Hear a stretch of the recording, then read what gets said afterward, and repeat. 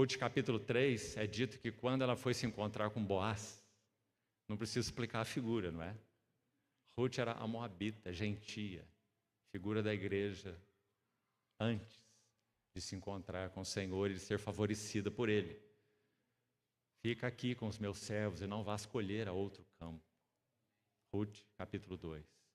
Quando no capítulo 3 é descrita a atitude dela para se encontrar finalmente com Boaz, Boaz significa nele há força, figura de Cristo.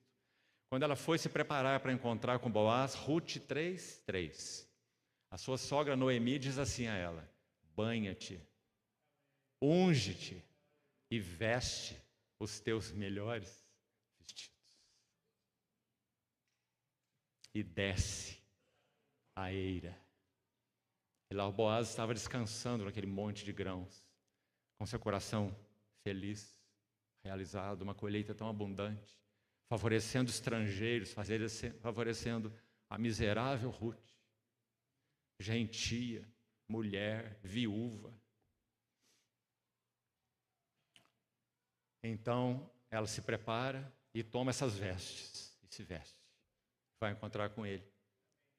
E o encontra descansando, porque é assim que nosso soberano Senhor está no seu trono, aguardando até que todos os seus inimigos sejam postos por estrado dos seus pés, porque ele já triunfou sobre todas as coisas. Mas embora quanto a isso ele descanse, o seu coração não é impassível, o seu coração é apaixonado.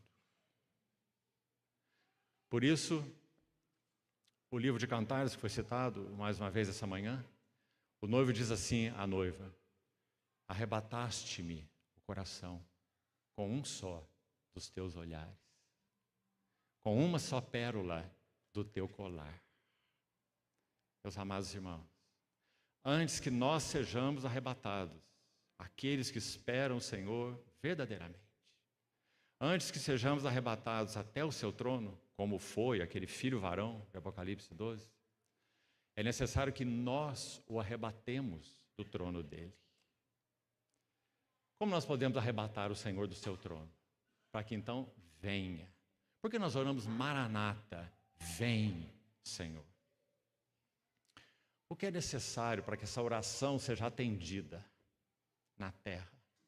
Em dias em que o cálice e a medida da iniquidade dos amorreus já atingiu o clímax. Não é, irmãos? Então o que falta? Por que nosso Senhor tarda? Porque, de alguma maneira, Ele ainda aguarda que haja um ardor no coração da noiva, que então gema, clame por Ele e o arrebate do seu trono com um só dos seus olhares. Sabe, irmãos, esses anos servindo o Senhor, já tive a oportunidade algumas vezes de compartilhar a palavra para um grupo de irmãos, na grande, imensa maioria, chineses. E eles são muito interessantes. Eles, por natureza, pouco tendem a expressar sentimentos. Não é assim? Obrigado, irmão.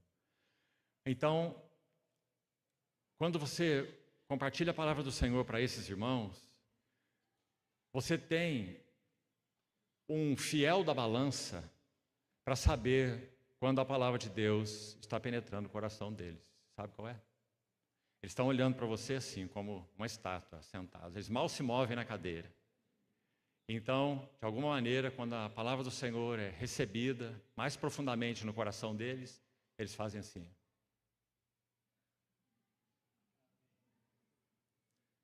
Graças ao Senhor.